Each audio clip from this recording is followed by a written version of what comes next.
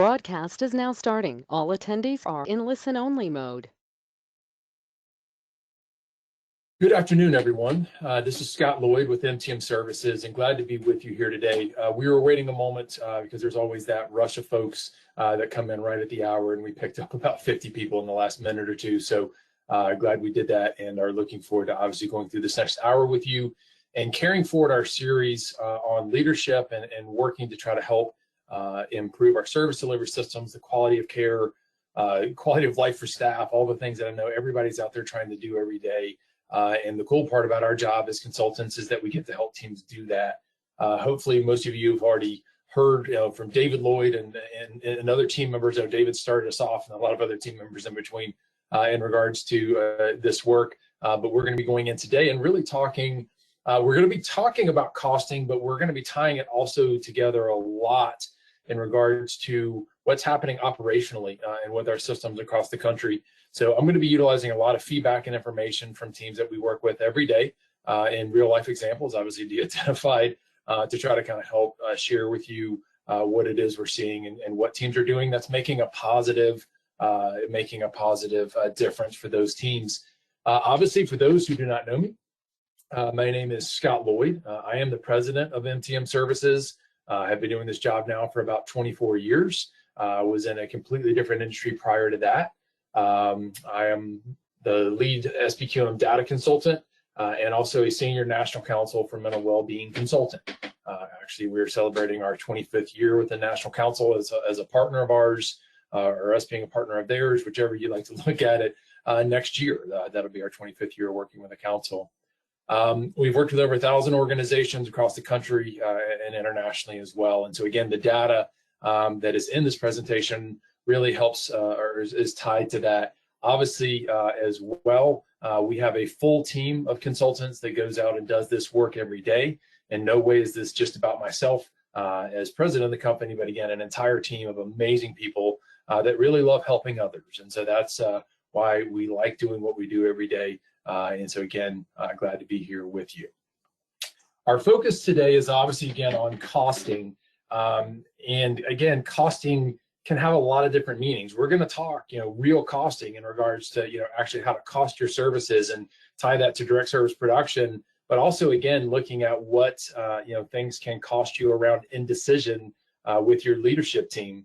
And one of the biggest things that, we're going to be highlighting today, and I think is going to be helpful for everyone to see, is to really understand that right now there is a lot of indecision happening across the country around fixing things with our systems, and that's costing us the most in regards to staff retention, which also does impact the bottom line and cost of care and outcomes and all those things that we're also interested in. And so we're going to jump right in and kind of talk about that. Now, one of the first big pieces that we look at always when we're talking with teams is the value of care equation. For those who are in previous presentations, this might be a 2-slide repeat or maybe a 1-slide repeat, but just to kind of make sure they're all in the same mind space in regards to today. For those of you who are not familiar with the value of care equation, it is a bedrock change principle that we look at because ultimately this is how the Center for Medicaid and Medicare Services makes its determination on who is going to be receiving contracts and how funding is going to be doled out. And therefore, other funders across the country have been following suit with this for roughly the last 10 years. And the key to the value of care equation is that obviously it does look at the quality of care being delivered, and quality of care is huge. It's paramount. It's why we're all here. It's working to help consumers get better or to maintain or whatever their reality in life is going to be, but everything we can do to help them the most that we can. The challenge is that for a lot of providers, that's really their sole focus, and they're really looking at that. And so as funders have come in over the years and talked about the cost of care, there's been a disconnect between those two areas in regards to the providers versus the funders, because ultimately what's happening in that particular regard is that, again, our providers are saying, hey, we've been doing this for 35 years. We have, again, very high quality. Let's just leave it the way it is. And our funders are saying, hey, the price is way too high. We've got to do something. And so more importantly, CMS, the Center for Medicaid and Medicare Services, saw this kind of never-ending conversation going around and ultimately came back and said, hey, we're going to add outcomes to the mix to be able to see if the consumer is showing progression in their functionality maintenance in their functionality, regression in their functionality. And from that, we're going to make a value determination to say which organization can show the highest level of positive change for its consumers and do that at the lowest possible price. Okay, that's the value care equation in a nutshell. Now, what you want to be able to understand from this is that for a lot of folks, they still don't like the fact that money plays any part in making that decision. And again, teams are really wanting to focus specifically on the quality. And so there's a lot of heartburn that can happen around this. And so when we talk today, we are going to be talking about how you're trying to move your clinical staff, your management staff, everybody forward, is understanding that there are a lot of ways. And as a matter of fact, in just a couple of slides, I'm going to go through several ways that we help teams and ways that teams are helping themselves to be able to go through and positively impact the quality of care while also reducing the price of delivering that care. And when they're able to do that, it helps them reach an equilibrium point that allows them to pay their staff more and pay them what they're worth so they stay. Again, there's a lot of positives here, but the key to it is having the ability to know how to measure this, the ability to have, to go in and make decisions and actually move forward on those decisions. And that's what we're going to be talking through today. Now, when you talk about the value care equation as well, just to break it down one slide further, ultimately, there's two main measurable components that really do encompass a lot. The first is obviously quality. And it's interesting, for years at MTM, we were always told that you can't measure quality. We would disagree vehemently, because we know that in this particular case, getting people into care in a timely manner, or which is going to lead to better engagement or show rates, how people are adhering to their treatment, reaching an appropriate length of stay, being able to measure that with an outcomes tool that's a validated tool like the DLA-20, being able to look at staff's job satisfaction, staff turnover rates. Those are all the ways that we know we can very clearly measure quality. And I could go through data example after data example. For example, access to care. We can tell you by your wait time the likelihood that consumers are going to no-show for their assessment appointments, normally within a percentage point or two. It's very, very predictable. From the costing side, what's interesting about that is, although it seems like an easy thing to measure, we're finding that a lot of teams are using a flawed methodology as well. And this shows up in your questions, which you'll see in the next slide. Costing is not a popular topic with a lot of clinical staff, and so therefore it's often not addressed. When teams try to move forward, if they're using a flawed methodology, and that's why we're going to kind of point out the top areas of challenge we see there, a lot of times teams don't want to use the numbers because they don't make any sense. And so, again, we have to make sure that the numbers we're presenting make sense to everyone. And again, trying to help our clinical staff understand that we're not trying to be the enemy of quality, actually quite the opposite. We'd like to be able to pay staff what they're worth.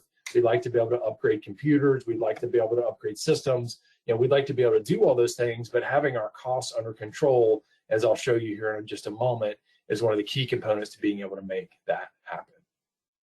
Okay, so I referenced your questions. The questions that were there were really good ones, and I picked out, some kind of the top four. The rest of the questions that were there all kind of were in line with these, but it's about, hey, how do we eliminate defensiveness? How do we explain that quantity, without quality is not an effective way to measure productivity?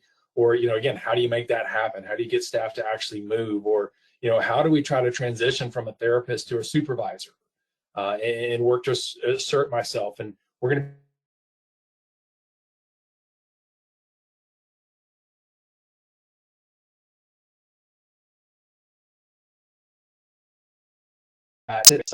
and we're going to talk about the different data types today as we look at that. Obviously, the fact that a lot of our billing systems are very complex, and there's a lot of different nuances to them, and that's actually one of the changes we're going to talk about is back office readiness and what needs to happen there, because ultimately a lot of teams are going out and doing a lot of work, but it doesn't really matter if it can't be billed effectively.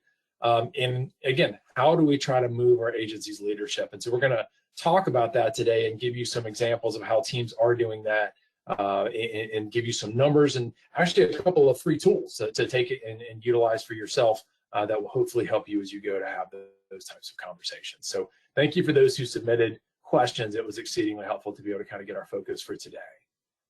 So first and foremost, let's have an honest conversation.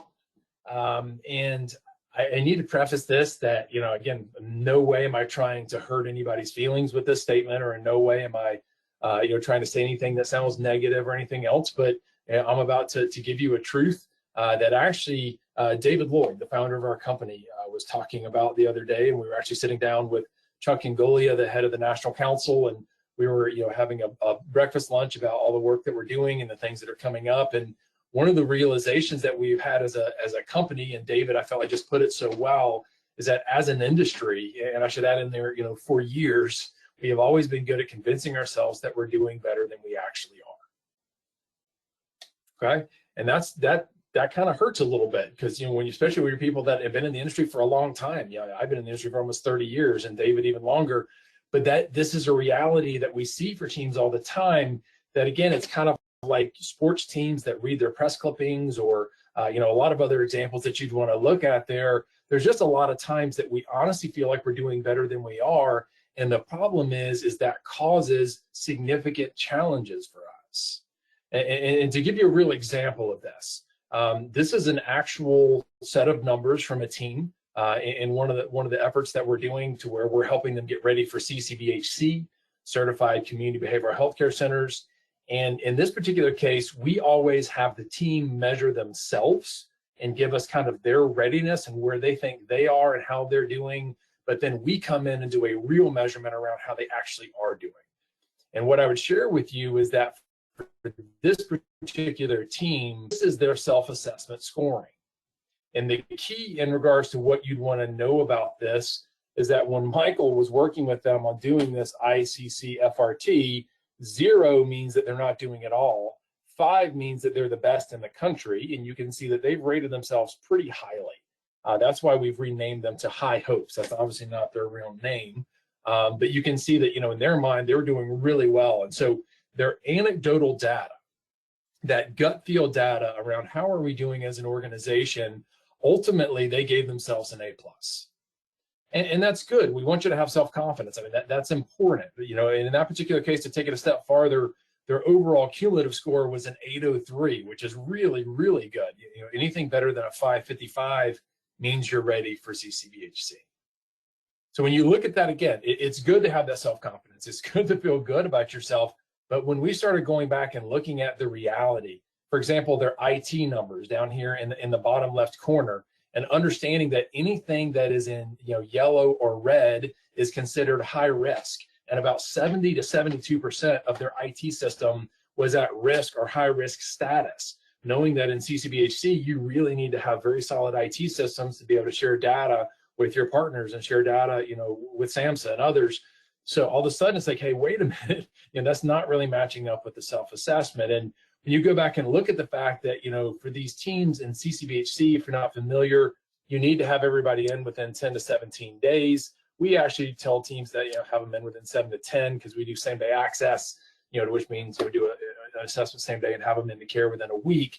But in that particular case, ultimately, whichever number you're looking at, their actual wait time to get people into care was 132.6 days.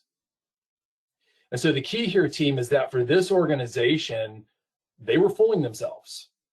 And the best part about this data, the best part about the story, and it's one of the reasons that we share it, is because once they saw the real data, the response was, okay, hey, can we rescore?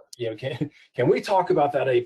Because obviously, we've got a lot more work to do here than we thought. And we're not in the place that we thought. And so they got serious about getting to the place they wanted to be.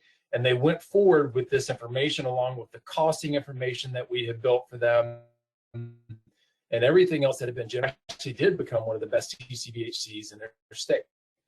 Because that's the reality, is that we have to know where we are to know where we're going, or how far we have to go.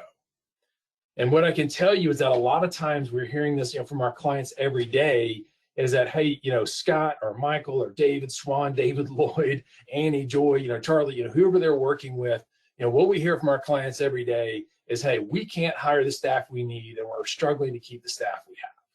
Help. What do we do about it? Where do we go from here? And so again, that's why we get up every day and do this job and do this work, is because we've had very good success rates in helping people to be able to move the needle and to actually make change happen. Because first and foremost, let's acknowledge the reality of what is going on right now. Staff shortage wise, The labor market is the worst that I have seen in my 24 years. And I can tell you that the other consultants that I work with, some of whom have been in the industry even a lot longer than I have, would agree that we've just not seen a labor market like this. So let us just acknowledge that. We're not trying to say that it's not real or it's perceived. No, the labor market right now, definitely, hands down, like nothing we've ever seen. And what we're seeing is that the average team nationally, and this number actually has gone down a little bit since I built this slide. What most teams are running at 35% of their spots open. A lot of teams are now actually up into the 40% range, meaning that 4 out of every 10 spots that they have, administrative, C-suite, or direct service, are open. When you go back and you look at that, obviously that's a significant challenge when you're going out and trying to deliver care. The reason we're losing staff, though, is one of the main things that we want to be able to talk about today. And again, it ties to that costing piece, the revenue piece, and what we want to try to do about it. And it ties to what we call the great assumption. And the great assumption for me ties to what I was told when I came into this industry 24 years ago, from a private for-profit industry. And that was, hey, Scott, pump the brakes, stop talking about dollars and cents, stop talking about cost of care. We don't look at that here. Our staff are here because they want to be here. They love the industry. They love their consumers. They're not worried about the money at all. Well, I would agree that our staff are special people. I would agree that they're here because they love their consumers. I agree that they're here because they love what they do. But what this last 2 years has shown us is that the reason people are leaving is because they can make more money working at McDonald's or Home Depot or Walmart, who are now paying up to $26 an hour because they can't hire any staff. And so we have master's level social workers jumping to go, serve fast food. So, the great assumption that money doesn't matter, I hate to say, it's not accurate. And, it's at least part of the equation. And so for teams, they're having to really maybe come to that realization. And as well, what we're also seeing is that they're jumping not just because of the money, but because they're burned out. And the primary factors for the burnout, that we're seeing in this particular regard really ties to some very specific things: paperwork, and oh, by the way, paperwork. Post-session, documentation and paperwork in particular. Tied to that, a lot of teams have unrealistic productivity expectations, and I'm going to talk to you about what that looks like and how and why to set that. Obviously, don't eradicate your productivity guidelines. We've seen some teams come back and say, we don't even say productivity anymore. You're not allowed to say that word in our building anymore. That's really about the last thing you would want to do, because you need to be able to measure where your staff are and what they're doing. It's the only way you're going to be able to tell who's burning out so you can help them, or who's struggling, to get to where they need to be so that you can help them. So does it make sense? Is that, productivity, and we're going to talk about it today, we've got to reset our mindset on what a productivity even means or how to measure it. We have overbearing non-billable duties. Sometimes it's they don't like the leadership they're working with. But the biggest as well that you'd want to look at, that we're going to talk about today, is low pay or lack of opportunities for growth or bonuses. And I'll go ahead and let the cat out of the bag on one of my slides for later. It's because we continue to allow people who are not doing the job to stay in the job. And so for your high producers that are coming in and getting paid the exact same as others that are not doing the job, there's nothing that is more of a disincentive, and it causes them that as soon as there's another opportunity that pays better, that will be a better opportunity for them, they leave. And so for us, that's really what we're trying to look at in this particular regard, is understanding what that looks like. Now, the key for today, and I always like to try to do this, and we always try to do this as a firm, we don't want to just sit here and talk about the challenges. We also want to talk about some of the solutions. So I'm going to give you some solutions so that as we're working through, you can hopefully be paying attention to that and kind of thinking about that and understanding that, again, we're not just here to point out challenges. There's things, very tangible things you can do about this and should be doing about this if you're seeing some of these things in your organization. Number one, documentation redesign and data mapping. The average team nationally, when we go in and help them actually data map and look through every single thing that they're capturing, they're able to cut about 50%, 50%, of the things that they're capturing in their current documentation right now. They're able to cut their documentation time normally at least in half, if not more. It's a massive time savings and a massive burnout reduction for their team. When you go back and look at that, another one is obviously collaborative documentation. Redesigning our documentation to work with collaborative allows us to better engage our consumers, which gets us to better clinical outcomes, but it also saves the average clinician right at 250 hours per year. That is 31 calendar days that we're talking about worth of time that we're saving for staff. Again, a massive impact in regards to burnout or staff that are feeling like they're behind. Correct your IT or your data availability issues. We're going to talk about this when we get to the costing side of things. A lot of teams are going out and trying to do costing, trying to do these types of things, but they don't have the data or the information that they need to actually make it happen. And they continue to just act like that's okay, or like there's nothing they can do about it. You have to take action, especially for those teams moving into systems like CCBHC, to where you have to be able to accurately report data and share data with your partners. Implementing same-day access or moving to just-in-time prescriber scheduling. Same-day access eradicates no-shows completely from the access process, and you can normally go in and see the same number of people you're seeing now, sometimes even more people than you're seeing now, with fewer staff. And that's a big key. You don't need more staff, you need fewer staff, because again, you're taking out the no-shows and the cancellations and all the stuff that right now we're scheduling for that are not happening.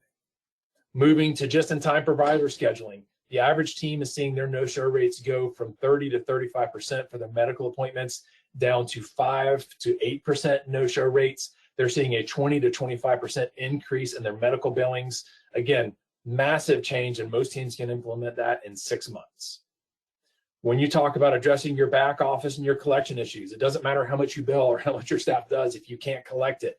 And Michael and our team work with folks on that every day. Moving to trauma-informed care. That is something that our partner, the National Council, does every day, and it really helps with engagement and moving teams forward.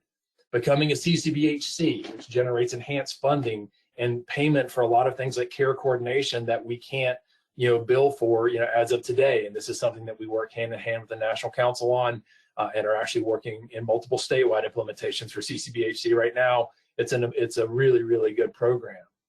But more pragmatic, and even getting away from changes like the ones above. But when you're looking at the changes above and how to know which changes you need, stay plugged in. When is the last time you did an assessment? Is a question I ask teams all the time, because we hear that from the folks that are on the line every day, is that my manager doesn't know what I'm actually doing. They haven't done these forms. That these are all new, these are all different, and I'm having to do whatever it takes to make it work, and they don't get that. We look at, from that, setting realistic productivity expectations tied to, what do our forms actually look like? Our IT systems actually look like? Can staff actually get to where I'm asking them to get to?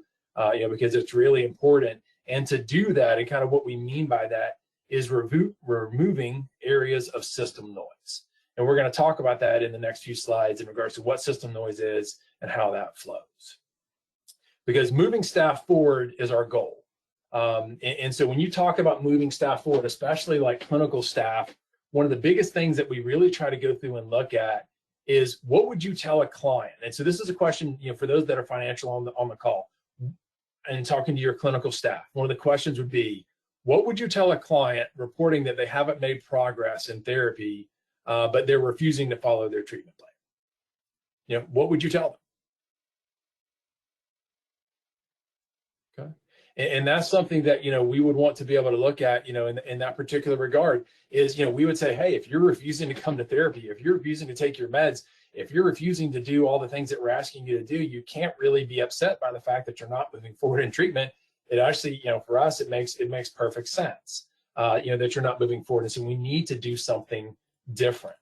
And in that particular case, what I can tell you is, again, as an industry, a lot of teams are guilty of talking about changes, but not actually putting a measurable, tangible change in place. Okay, so like somebody had just asked a question about, collaborative documentation, and can you talk more about that? That it seems like it was maybe easy on paper, but not for an EHR. In this particular case, it should be exceedingly easy for EHRs. And the good news is that we actually work with a lot of teams every day to help them set up dual monitors or different office setups where they can share their screen, and they're doing that note collaboratively the last 10 minutes of the session. And what it's allowing them to do is to get a highly compliant note with real live client input in the moment of what they thought about today and what the clinician thought about today. And based upon that, what are we going to do next time and where are we going to go? And so to answer your question, we have a lot of teams doing collaborative in the EHR environment. But obviously, one of the big keys is that I have to have an IT system set up that's going to support that. We were working with a team recently, and their computers were so old, it took 15 minutes to boot to be able to start their progress note. You can't do collaborative documentation with that. You have to have machines that when you turn them on, they actually power up quickly and you can actually get online and start what you need to do. So does that make sense in the kind of things that we're looking at? We have to be able to look at, have we made measurable and notable changes, like in that particular case, in our IT systems or in our note formats? And when we talk about making measurable and notable change, it's not going around and just talking about a change and tabling a change and batting it around until we basically run out of time and have to make whatever thing is there in front of us. What we're looking at, again, is starting with a target and working to that target. And that's what making a measurable, notable change means to us, okay? Because what I can tell you is that the system issues that are out there that we went through above around documentation, IT, access, those kind of things, those not being fixed and being, basically, allowing those to sit around leads to the following stat. Only 20% of staff actually meet their productivity target, regardless of the target. And that means it could be 45%, it could be 60%, it could be 20%, doesn't matter. Only 20% of staff nationally actually meet their productivity targets because they're too busy fighting their systems. Okay, and that's where David Lloyd, he's one of the first ones I heard say this, so I want to give him credit for that, is that a lot of times organizations find that they're serving their systems more than they are their consumers, and that plays into things like costing, that plays into everything that we're looking at. So in that regard, let's look at the number one reason that change efforts fail. And it's very clear that a lot of teams come into the change process looking to alter what they're doing now instead of actually making a substantive change. It's called partial implementation or cherry picking a change. And again, it's because we don't have the right data or the right information to be able to push us through to get to where we need to be. A case example of this would be somebody putting in same-day access. It's where we come in and tell them, hey, you're going to need 6 spots a day to be able to bring the folks in that you need to bring in. And their response is, oh, well, we've always done 3. So how about we'll do 4? We'll meet you in the middle. We don't really want to do 6, but we're going to, we'll go 1 more, just to try to meet you in the middle. But the answer to that is that means you're going to have 2 people a day on average that aren't going to get in same day. And since it's called same day access, that's not going to work. But we have teams who will do those types of things and then come back weeks later and say same day access didn't work, but it wasn't that it didn't work, it was that they did a partial implementation. Now, why would teams do this? It's because they're using anecdotal data. And anecdotal data is evidence in the form of stories that people tell about what has happened to them. It's not information tied to actual data. And you heard me reference productivity as an example.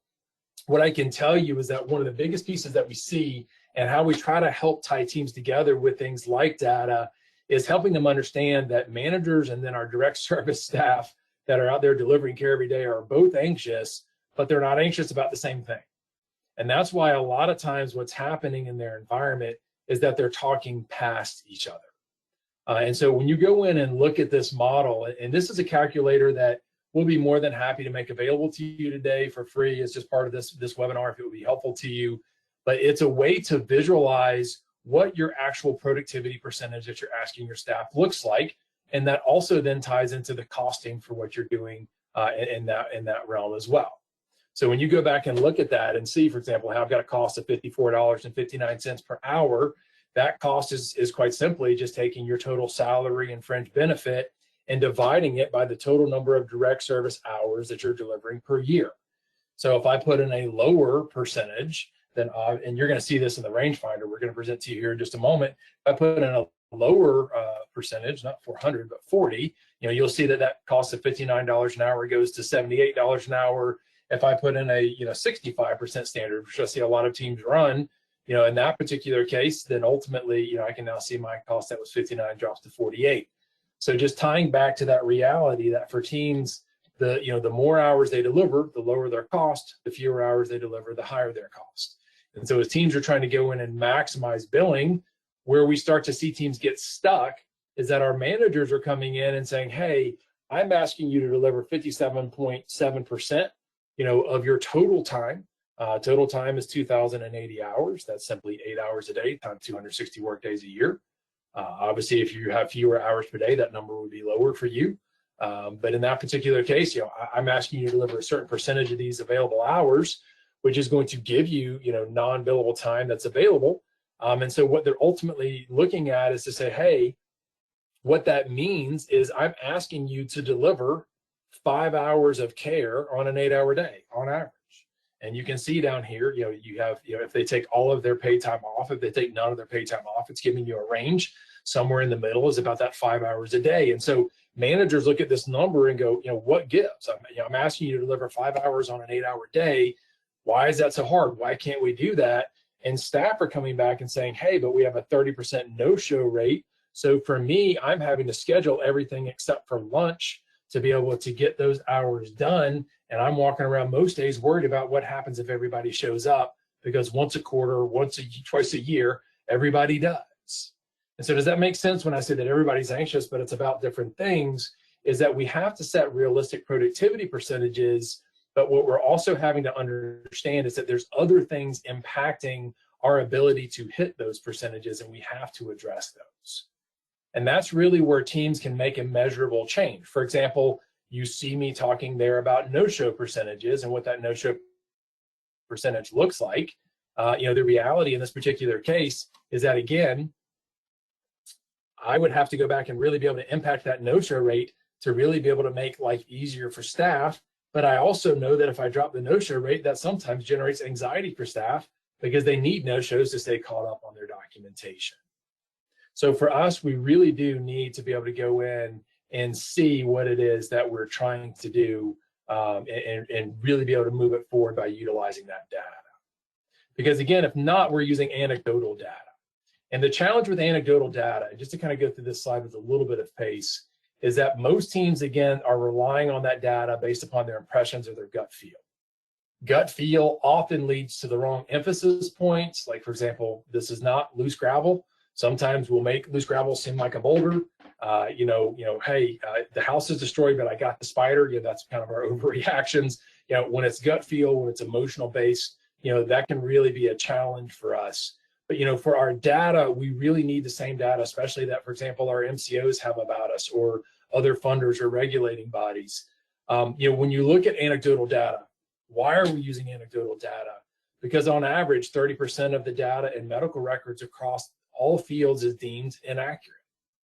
And so sometimes, I point this out to you because this is where a lot of times when you're trying to push staff along and you're trying to get them to move forward, staff get stuck because they want to tell you how inaccurate the data is. What you need to remind them is who can fix that. Another way to say it is who's entering the data. And the answer is we are, and our staff are. And then ultimately then coming back and saying, oh, but it's not accurate, you can't use it. Well, that's a real neat trick, except for the fact that, you have to bring that to an end.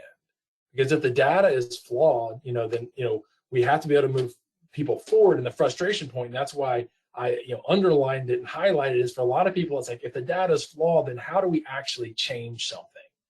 And so what I would want to make sure that everybody follows is that moving people forward, be it costing, be it system change, be it all of the above, is really about coming back and having a measurable, is making measurable steps until you hit a predefined target. Is that a cost per hour tied to productivity? Is that a no-show rate? Is that a documentation completion time? Is that billing collection rates?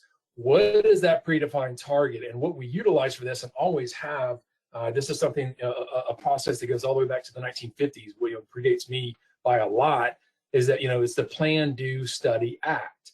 If our plan is to reduce our no-show rate, from 30% down to 5%, we're going to go out and do something, measure our no-show rate, and then ultimately look at if we moved it to 5% or not. And if we haven't, we need to keep planning, keep doing, keep studying, keep acting.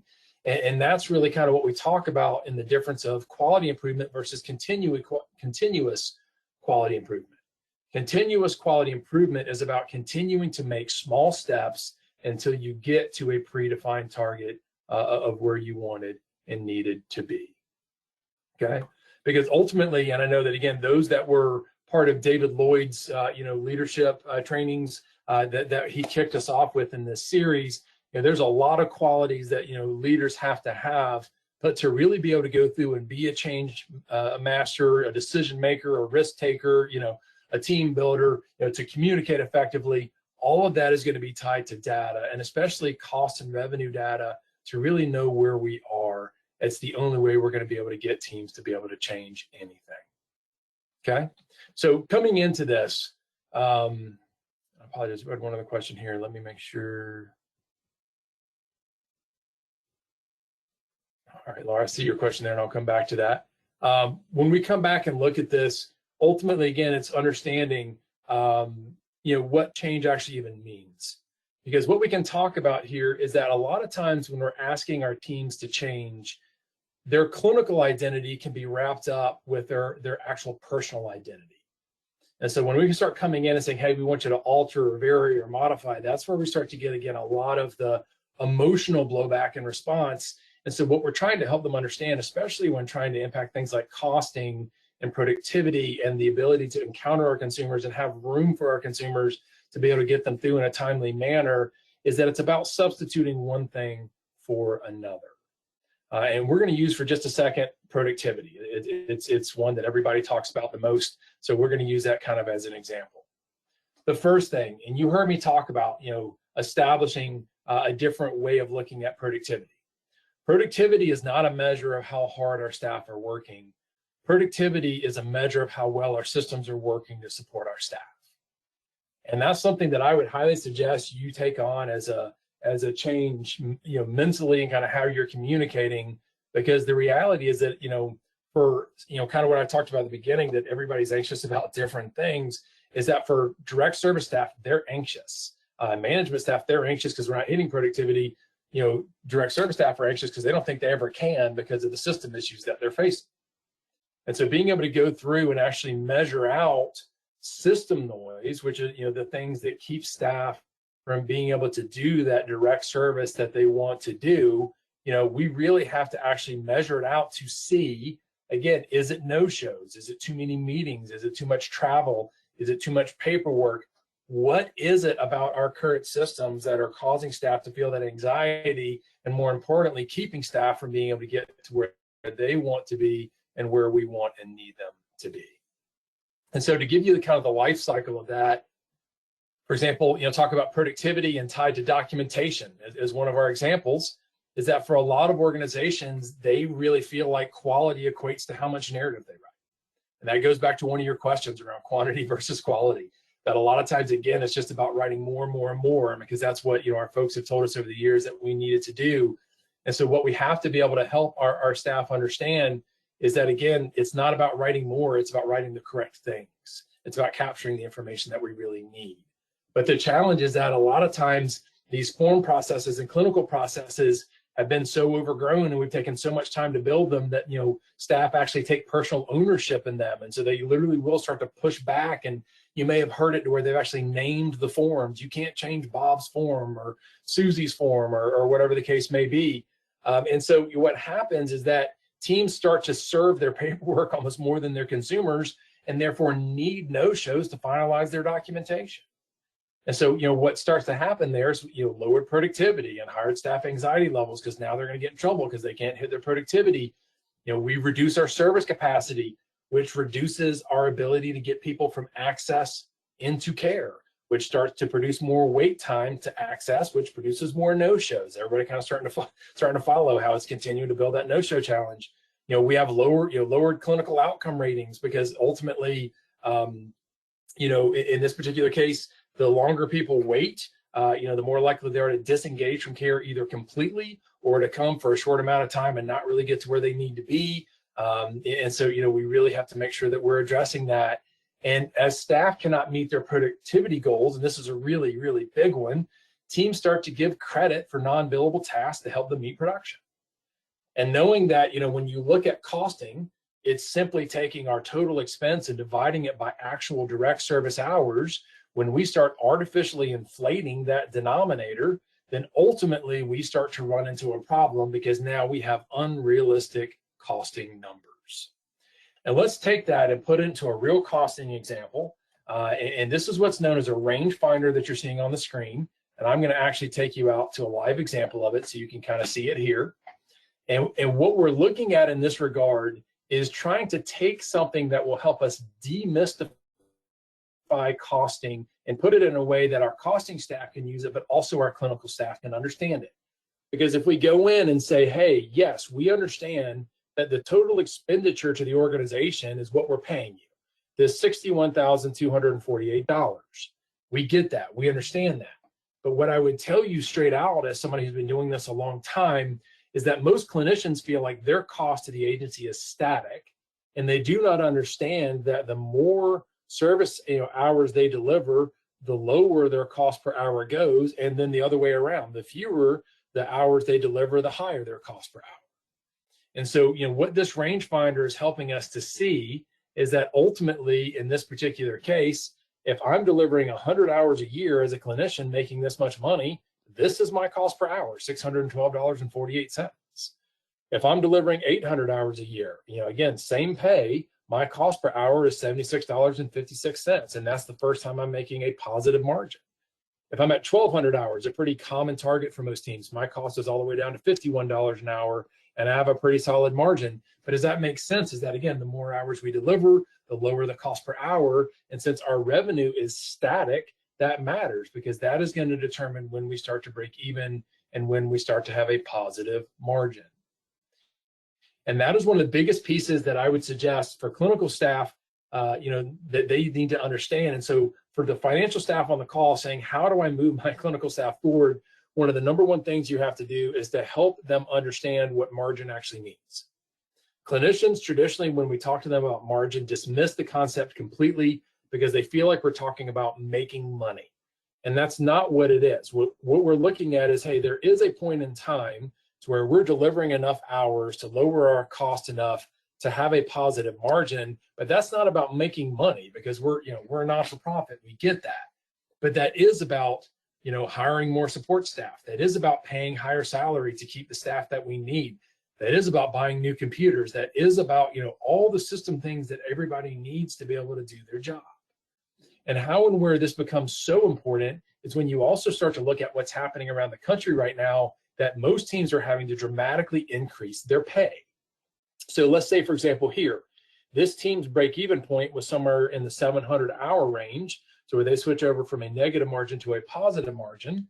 But what happened for them, and this is a live example, they were paying $32,000 for their staff. They had to move that to $52,000 for the same staff. And you can see now that their break-even point went from just between 700 and 800 hours down now between 1,100 and 1,200 hours. That's what's necessary to be able to absorb that additional salary that they're having to pay to retain these staff in today's current environment.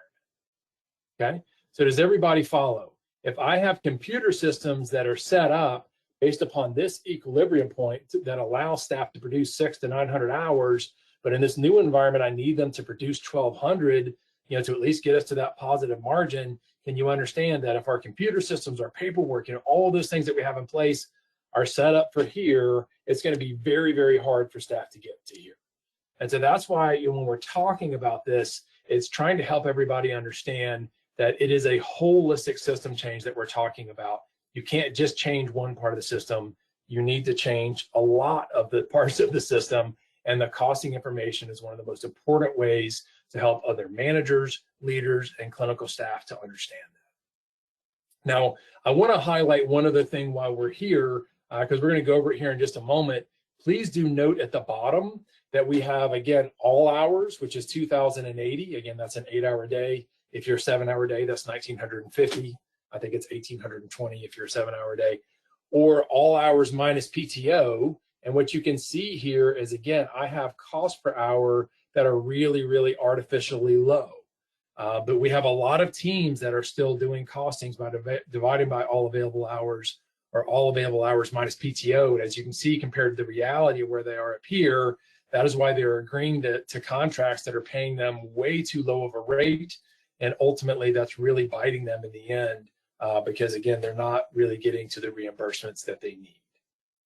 Okay, so hoping that that's making sense for everybody as we go in, because here's the thing as well. We talked about high performers versus sometimes the non-performers. For a lot of teams right now, they're seeing a lot of negative margin on average when they go in and look at their different areas. And the numbers that you're seeing on the screen, this is statewide data from hundreds of organizations. We've been doing costings now since 2004, and this is kind of a overarching picture of all of them put together in one place.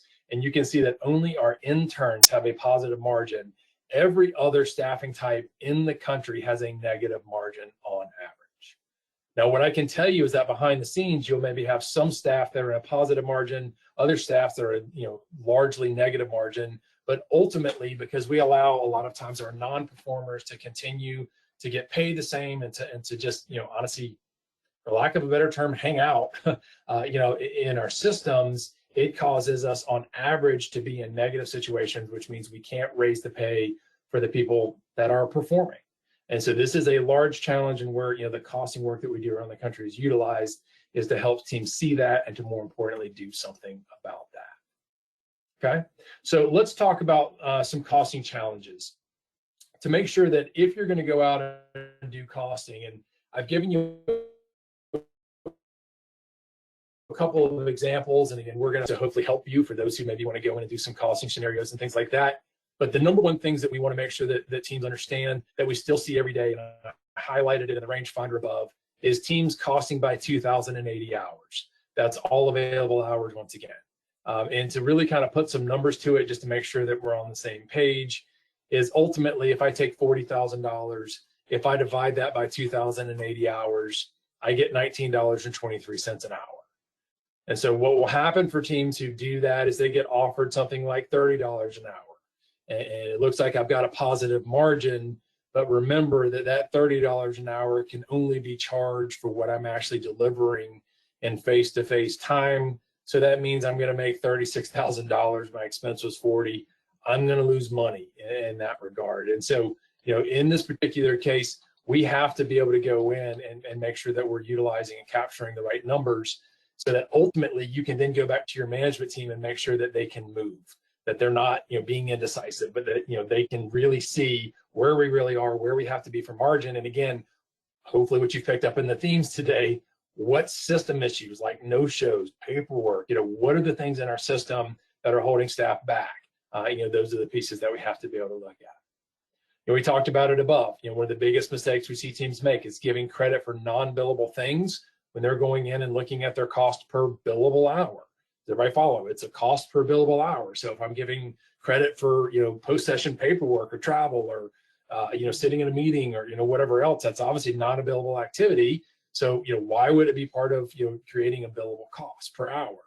A lot of teams are not including all of their costs in their calculations because they're utilizing overhead percentages instead of actual costs. And so again, looking at, when I'm doing a costing, don't use the percentages that are there in your contracts in regards to available costs. Use the actual money, every dollar spent from your profit and loss statement to make sure that you're building something solid. Understanding that, your P&L data is not enough. And I can tell you, and for the sake of time, I'm going to kind of skip to another point just to make sure I get this in here before I open up for questions here in just a moment. But when you go in and look at this, we have a lot of teams right now that they feel like their P&L data is enough. They feel like they can just go in and look at that, and that gives them what they need. But the reality is that when you're going in and doing costing, you really need to be able to get all the way to the staff level. You need to be able to get to the staff level by program. You need to be able to get to the code level. You need to be able to see that level of detail, especially in things like CCBHC environment, where you have to be able to confirm that your PPS rate is actually covering your daily costs and your weekly and your monthly costs. It's important to have that information in real time. And so in that regard, what that means is that you have to have data that is going to allow you to see that in real time.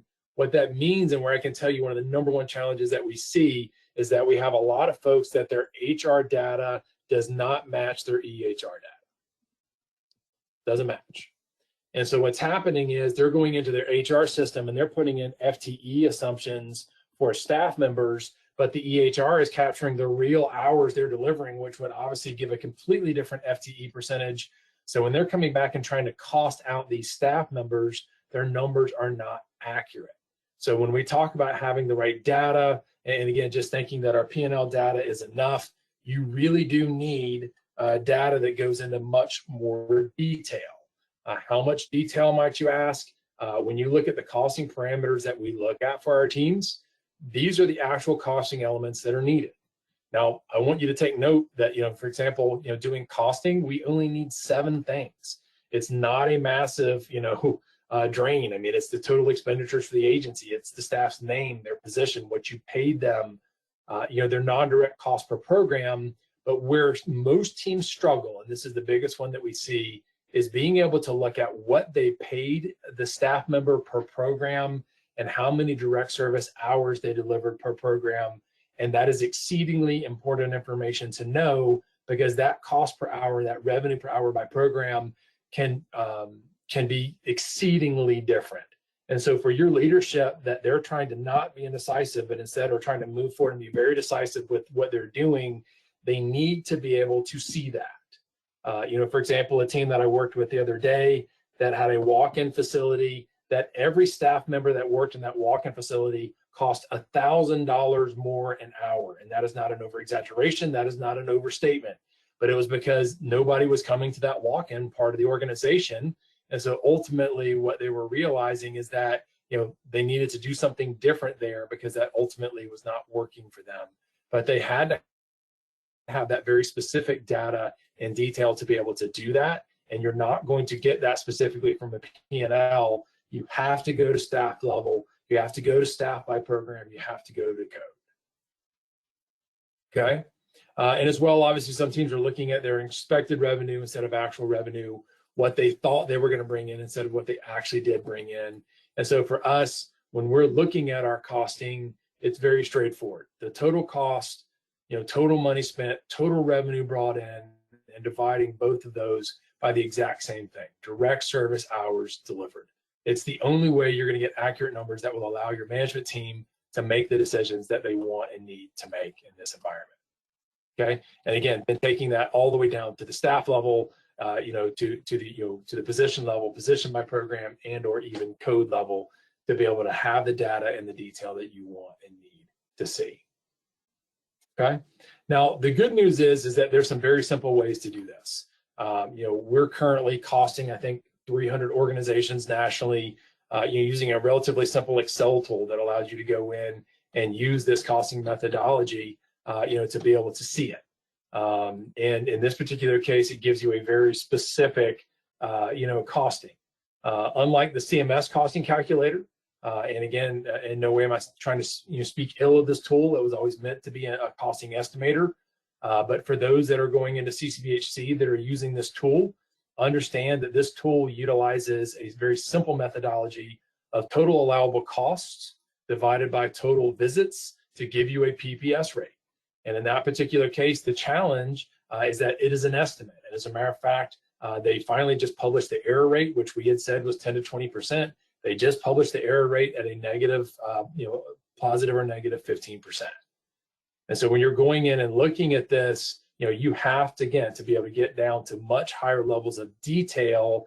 If not, in these estimates, you're not going to be able to see what staffs, 1, 2, 3, and 4 are doing versus staff 51, 2, 3, and 4 are doing, to be able to see who's really producing for you, whose cost and revenue is in line, and again, who needs the most help, so that you can go in and very quickly help them with the system changes needed to get them where they want and need to be. So for us, that's really the key to all of this, is having the right data is crucial to really be able to make changes happen. And in that particular case, that's how we can best help our staff so that they continue to help our consumers. So again, we'll be giving you a couple of these costing calculators so that you can utilize those and do some basic level costing there, and or let us know if it's something that you would want to do in more detail, and we can do something much larger and bigger than that. But let's go to our questions here. I saw that we had a couple. And again, I apologize. I am realizing I probably overpacked this webinar a little bit today, but I was trying to make sure I got you everything that you wanted and needed. Will you get a link to the recording? Yes, you certainly will. It also helps to have a treatment plan where you tell someone what they need, but to create a recovery plan to reach their own personal goals. Completely agree. And Laura, I think you had plugged that in when we were talking about collaborative documentation. And that is a huge piece, that ultimately, if I have the right systems, the right forms, and everything that I need to really be able to move forward and do collaborative documentation, I'm talking about goals and objectives every time. And I'm really able to go in there and to help those consumers see where they are. And as well, one of the big things in progress notes is to set a plan for next time, which is going to be, hey, we did great today, we're going to continue this next time. Or, hey, you know what, we were struggling today, we're going to try something different next time. But it allows me to jump, in regards to my next session, right back to where we were, instead of doing what we call clinical meandering. Clinical meandering simply means that I come in and do the crisis of the day. I want to be able to start instead with the plan from last time that we both agreed to really be able to move us forward. And again, those types of things really help staff to be able to more effectively meet their productivity goals, their outcome goals for the consumer, so that I can get a more appropriate level of care, episode of care. Does that make sense? All of that works towards increasing our engagement rates, which drops our costs, increases our revenue. All of those things, again, are going to work to our benefit. Other questions that we have, those were great ones and I appreciate it, but please chat them in if you have them, and make sure that we have any last questions for today. But a reminder, if not, we will be sending out obviously the calculators and a recording from today, and we most certainly hope that the information was helpful. So thank you. I really appreciate it, Laura, that it was helpful. Thank you, Ann. I appreciate it. And great talking with you all today. And if you have other questions that pop up later, please feel free to email me or anyone on the MTM team. We're here to help and love getting a chance to help. Thanks, everybody, and talk with you soon.